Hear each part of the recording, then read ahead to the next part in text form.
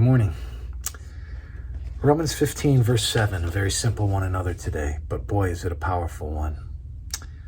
Therefore, welcome one another as Christ has welcomed you for the glory of God. God gets glory. God is seen as great. God is seen as famous. God is seen as wonderful when you welcome another. When you exude the kind of body life in the context of the local church, that you send the message. To welcome somebody is to send the message that they belong here. See, well, one of the things this verse is, this is like the great anti-passive aggressive verse. Think of when somebody has sort of gotten you sideways a little bit in your life. You got a little angst toward them, but you don't want to be over the top. So what you do is you kind of ignore them. You don't proactively go to them.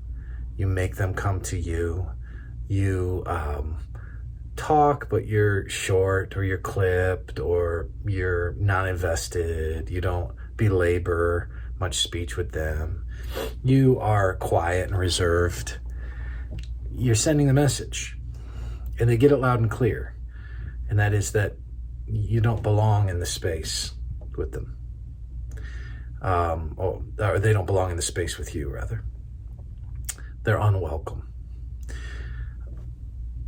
Jesus isn't passive aggressive with you and I. Jesus is benevolent with you and I. Jesus has his arms outstretched. Jesus says you belong. Jesus says you fit. Jesus says you're not the oddball. Jesus says you're not the odd duck. Jesus doesn't say stay over in your corner. Jesus doesn't say you can come in, but you got to stay here.